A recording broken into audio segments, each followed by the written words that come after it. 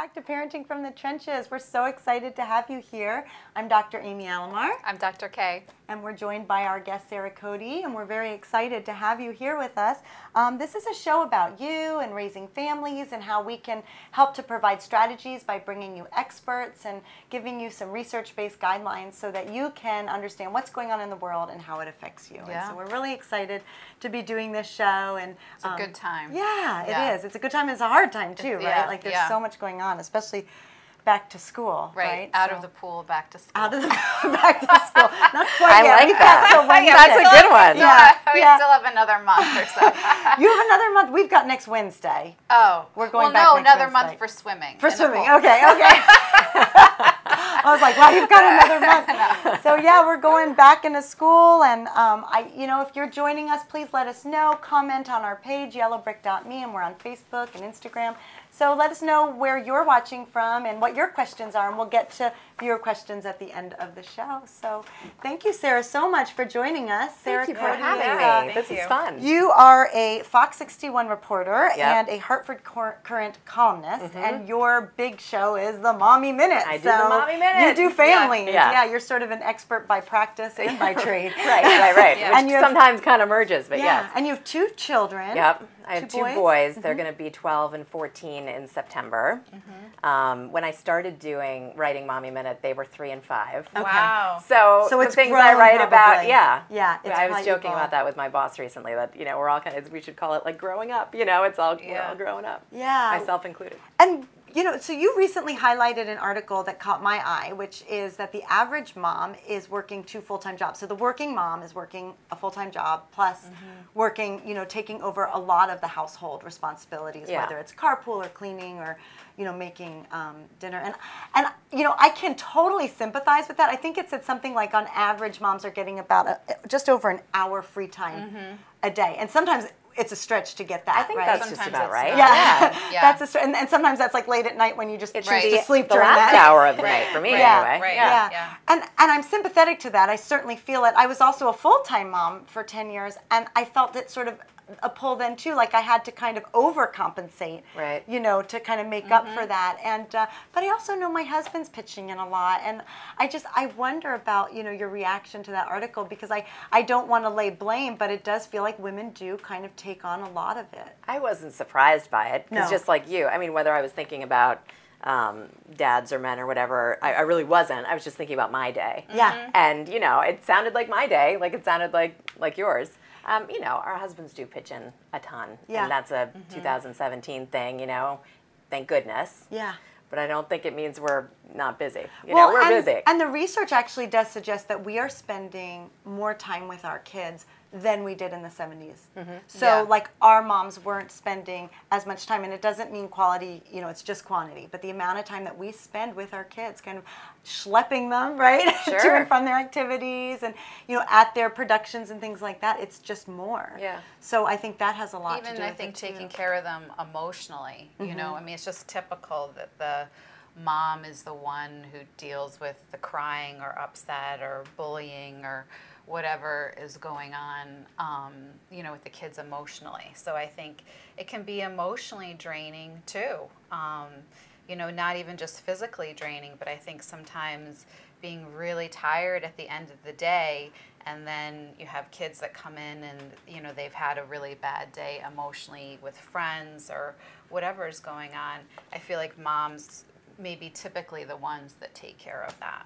And so I think you're talking about physical deficits, in terms of energy, but also emotional deficits. I agree with you. I think, each day is different. Right. One day it might be a lot of running around. One day there might be an issue when you're emotionally drained. So. Sometimes those emotional things take more out of you than you're no expecting. doubt. So you're going about your day. Yeah. You're doing your job, and you're getting your kids where they need to be, and you're having dinner's actually made, right? Wow. And then something comes up, right? Like I know for us at home, it was like a scheduling conflict. The high school schedules came out, and it's like, now what do we do? And we have to make the appointment with the counselor. When can we fit that in? Right. And so as you came in, you were talking to us, and we do have some questions for you on the topic of work-life balance. But you were talking about like your feelings about ending the summer and jumping back in. And so we were in Target the other day, back to school shopping, And I just got this sort of wave of anxiety. It's the mom guilt. Why can we never like rid ourselves of the mom guilt, you know? Just this weird wave of anxiety of like, did we do too much this summer? Did we do enough? Were they in too much camp? Did they not do enough? Did I work too much? No, I don't think I did. Like, just like questioning, did we have enough? Oh my God, they're going back. It's the end. Yes. How do I feel about that? Yes. You know, and I love having them around, and I love planning the day trips, and I love all of that. But it is hard. It's a juggle every day of what do I have to do for work? What do I have to do for them? Where do I have to get them? What assignment do I have to get in? You know, every day. So it's a juggle for you, and it's a juggle for them because we want them to have that relaxed summer time out. What is that balance, right? Yeah, did they get enough of that? But you want them busy and routine. And, yeah, I know. So I was just feeling all these. So did you do it? Did you give yourself a check plus? No. I mean, did we ever? You know, I think I hit all the buttons. I think it was a good summer. I think we're all ready to go back. You know, but it's just sort of an emotional tugging time, I feel like. I also feel like in June, you know, you struggle sometimes getting into the transition of, you know, because you're already in this sort of full-on school mode. And then I find it really hard thinking about my kids going back to school now because I feel like we finally have kind of worked out a routine. And the weather's beautiful and you want to do all these different things and, you know, you've already kind of worked out the kinks and now it's time for them to go back to school. It's true, but when I think about the things that we did at the start of the summer, it seems like a long time ago. Yeah.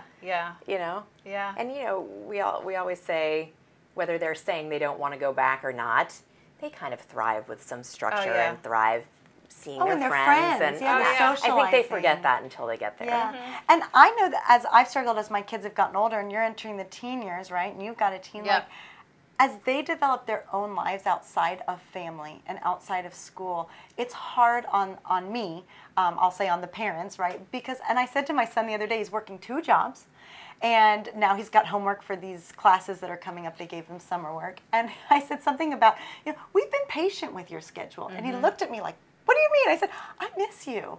You know, like you are gone all the time between your friends and your work. And so we've really, it's been, you know, we had, what I am happy about this summer is we've had a lot of one-on-one. I've got 3 kids, so having, you know, one-on-one time with each of them is special. But I've missed some of the family time. I think you have to carve out the family time now. You have to set aside that night. We've talked about this before. You know, we all put away the devices. We all don't have friends over. We all, you know, we just focus on each other tonight. And alone time, too, I think, with each kid is important because there's a whole different dynamic that happens when you're alone with your children, one-on-one. You know, I think you get that's to know one another one another huge, better. Important thing to do to carve out that time. Yeah.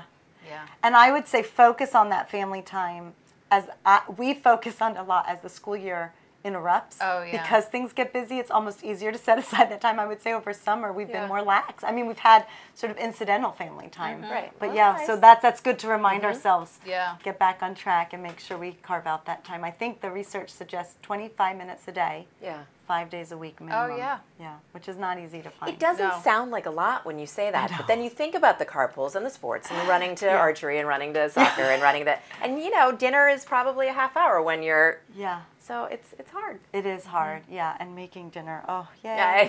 Let's not go there yet. Yeah, exactly. Take out every day. I mean, too. Cooking is not my thing. That is one of the special things I do So with we're not going to bring you on for a cooking show. No.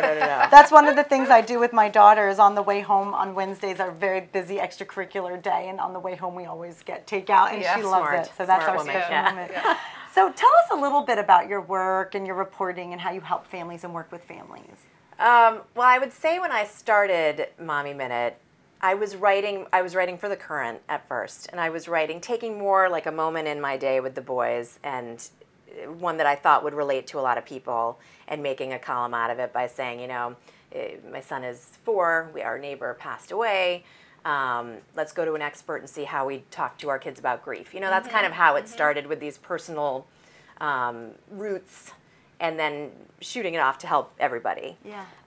But then we brought it onto Fox too, and it became I needed to make a video out of each story, and I'm not making videos out of all my little stories at home, you know what I mean?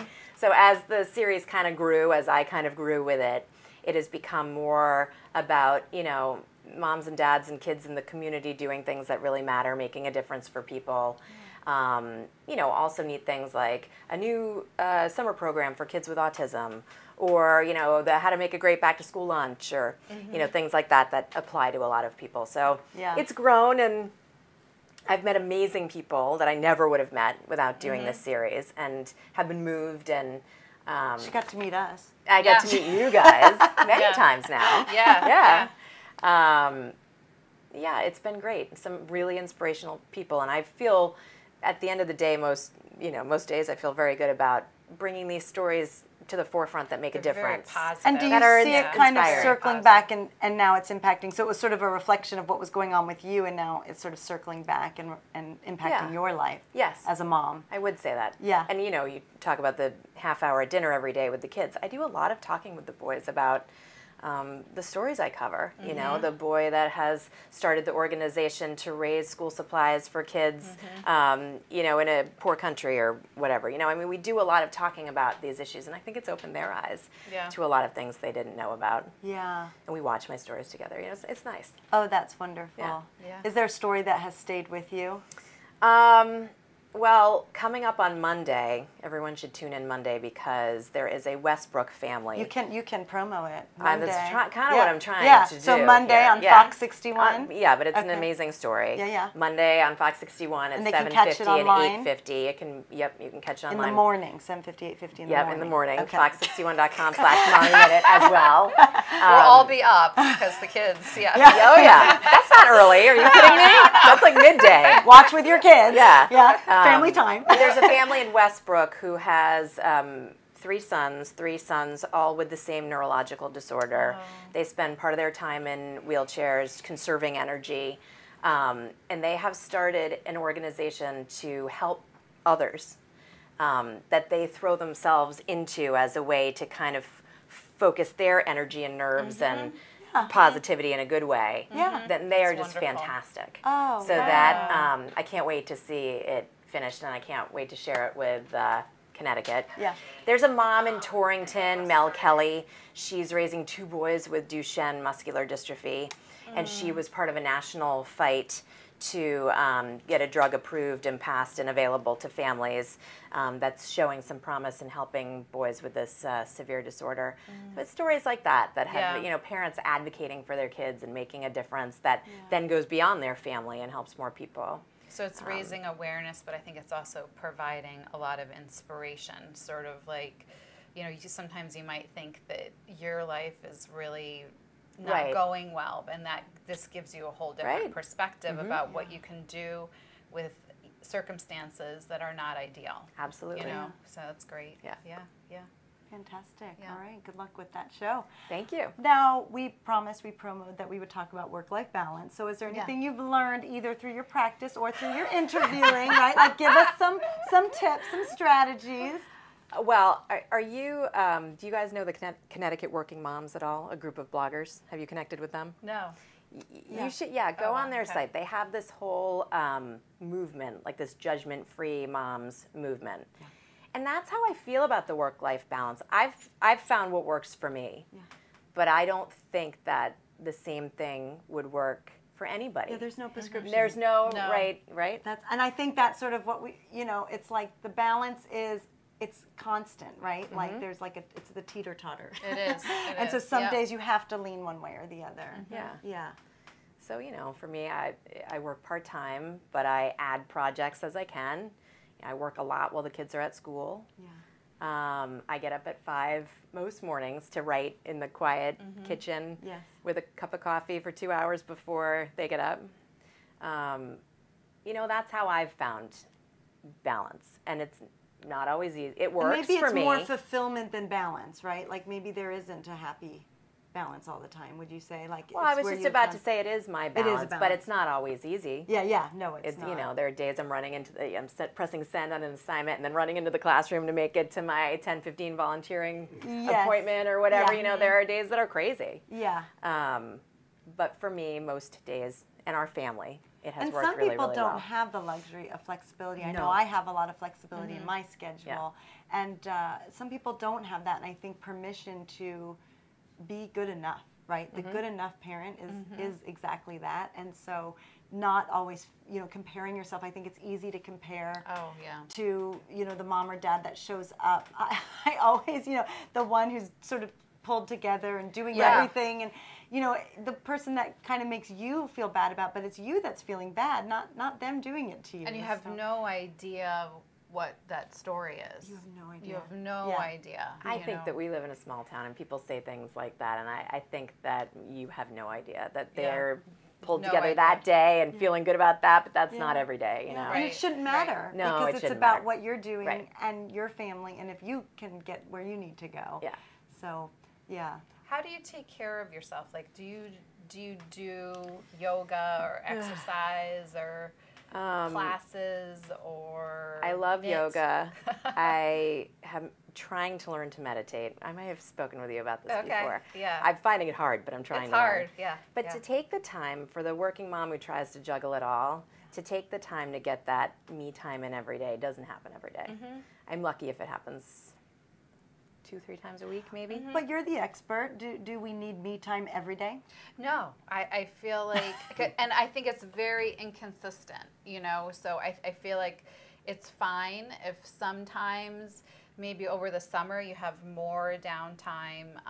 In the psychology business, we tend to have not as busy schedules in the summer, so I take advantage of that and go for long runs, maybe pick up a couple yoga classes here or there, trying to fill my cup, knowing that as soon as school hits, we're going to be flooded, with phone calls and people needing to come into therapy again and just having a lot of things to deal with. So I think it's about, and I think for each person, like for me personally, I love to exercise and to sweat. But there's some people in the office that absolutely hate doing that, and they'd rather be knitting or sewing or doing something like that. So I think it's just to find something that you're interested in, and to sort of develop that. It might be a book. It might be sort of a pet project that you're working on. It might be calling a friend while you're in the car, shuffling your kids.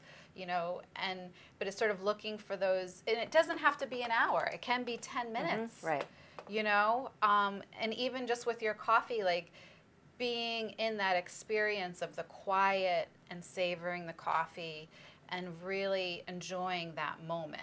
And I do like those moments. Yeah. It sets my day up well. Yeah, and that's sort of a meditation in and of itself. It is. Yeah. And we'll be talking about mindfulness next month. So we'll talk about being in that moment, because those were new words to me, relatively recently, like in even the moment. Even though you weren't from California. I was in the moment. I just didn't know what to call it. Now it has a term. Exactly. Yeah. Well, those are some. I think those are all good strategies. It's sort of like find what works.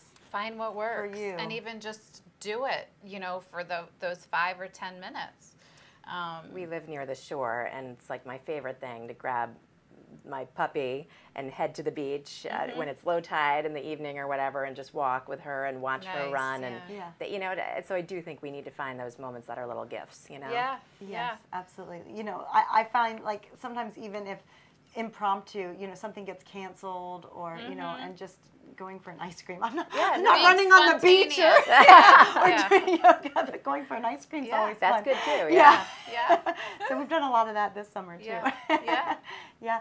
So this is the point in our show where we'll go to our viewer questions. So we have a couple. So if you want to stick around and help us answer them, absolutely. And we'll just get right to that and just chime in. So our first one was, how can I help my elementary age kid balance school and extracurriculars? So we've been talking about the work-life balance, right? And I think kids are, sometimes kids don't either realize that they're doing it, or we're doing too much micromanaging of it for them. And I think they could stand to do more of the balancing themselves and really taking the lead on prioritizing. What do you guys think? My boys are pretty good. My they know what they can son, handle. Who's now almost 14, probably by the time he was 11 or 12, he was managing a lot on his own in terms of getting his homework done at the right time before he headed off to baseball or whatever, Yeah. But I think making sure that they have downtime, sometimes saying no to friends. Yeah. if need be or whatever. I just think, helping the balance that way. And this is an elementary age, so Elementary age, and so your son, having gone through middle school, has gone through some of the organizational skills and processes. But I know in elementary, it is the parents often coordinating it or choreographing it sometimes. And so I would say really letting the kids still in their way take the lead. Like, they don't have to sign up for every activity just because especially you not can. in elementary school. Yeah, so giving them sort of a choice of what to explore. I often find a parent may have a non-negotiable, whether it's a religious class or a language class or an instrument. And I say, if that's really a non-negotiable, if your child must learn that, you get one. But then the kid should get to match it, But I also like to remind families that kids don't have to do extracurriculars. No. To be fulfilled individuals. No. I think there's an idea that they do. Don't you? Don't you think people feel like, if they have nothing signed up, something's wrong? Yes, but our research shows us that is not Good. true. The educational research suggests that kids do not need extracurriculars. And you can think outside of the box, because guess what? A play date at the park with friends is after school, the same. and they're learning how to cooperate. Yeah. They're physical. They're, they're getting a lot of their developmental skills in there. Yeah. So you really don't, and you don't have to pay for a lot of things. There's activities at the library, after school programs they can sign up for. So, there is a bigger field, but if you can't afford it, you can't get them there, or your kid's not interested, it's not the end of the world. Okay. That's good to say and good yeah, to know. Yeah, and I think your point too to, saying no is all right. Saying no to friends and things like that. It's hard because we always want to promote their social lives. Yeah. Yeah. I think too at elementary school age, I'm thinking back, I think having some structure in the afternoon with your child is a good thing. Like, they come home, you have a snack, you connect, you would have them sit at the table and get their homework done. To have kind of a routine with that, it helps with the balance, helps get it all done, and teaches them some order. And that's a great point too, because transitions are huge for kids. And so as much as you can be in the moment, when you're transitioning, even if it's just a quick moment, but if you have a routine where either you pick them up or they get off the bus, but they know what to expect in that transition. Absolutely. You're not like, That's we're late for the dentist, and No. you're running them off. Like, as much as you can give them preparation, then they can be left to their own devices, but setting them up for success. Yeah. And just one more point. I mean, I think thinking about elementary school, it's so important for kids to have actual downtime for brain development, and that can be just playing outside, going for a walk in nature, and just sometimes as parents, I think we should sit back and watch what a child does with just a couple toys or a couple objects, and really allow that imagination to foster, so they're not always looking externally for stimulation. I think we do too much of that as a culture. Well, and boredom is a great word for kids. And so I'm bored. It's like, great, here's a toilet bowl cleaner. Would you like to use that or something else? And they'll often find something else to do. But it's also from being too busy that people get They don't know how bored, to, and as soon as it gets quiet and as soon as there's sort of peace, which is so wonderful for our brain, it teaches resourcefulness. we think we're bored, but actually no, we're just resting. Yeah. Those have always been my favorite moments at home, when they're kind of in the den doing something, and we're all like together, but it's like relaxed and companionable, and you see them open up in ways you didn't expect. Yeah, you don't have to have a plan for every day. No, I think that's fantastic advice. So our next one is, how do you balance working at home with raising kids, especially when you have a toddler that doesn't take naps anymore? Oh, that's hard. That would be hard. My own personal Laughing over there. reaction would be, you really need a separate space if possible in your home. If you are working at home, there needs to be a dedicated space, even if it's part of the kitchen, and that is where you find work. And you have to have something for your child. You can't expect them to kind of raise themselves. But there are safe ways for them to amuse themselves if it's short periods of time. But I would say maybe have some help. Yeah, I think childcare would be even share care, right? Like, share I'll care. watch your kids for a couple hours, you watch mine, or child care. When I think about working from home, when they were toddlers, I wasn't working as much, and I couldn't do what I do now when they were toddlers. And it would just be impossible. And I'd say, far be it for me to say you can't do both, but I know I can't be fully mom No. or fully employed. It would be you very know. I think with a fractured. toddler, I think that would be very Yeah. hard. Yeah. So the recommendation would be get, dedicated some help if space it's a and toddler. dedicated time. And as they get older and go to school, there's your time. There's your time. Everything changes in kindergarten. We It's joke true. about that, but yeah. So hang in there. Right. Yeah. But, mothers helpers down the street are great if you're working. I did some of that actually. Okay. Working in your home office upstairs, you can have a mother's helper with them in the next room, Absolutely. and that's great for your neighbor's kid down the street. Yeah. So come up with creative options. But Yeah, it doesn't have to think- be a super expensive child care option. No. Yeah. But trying to do both. Ugh. Yeah. Yeah. I remember working on my dissertation, and my son, it was nap time was sacred because that was my Right. reading and writing Yeah. hour. Right. It was Yeah. like, how many articles can I get through in nap Right. time? Yeah. I remember that too. Yeah, but he did nap, thank goodness. Yeah.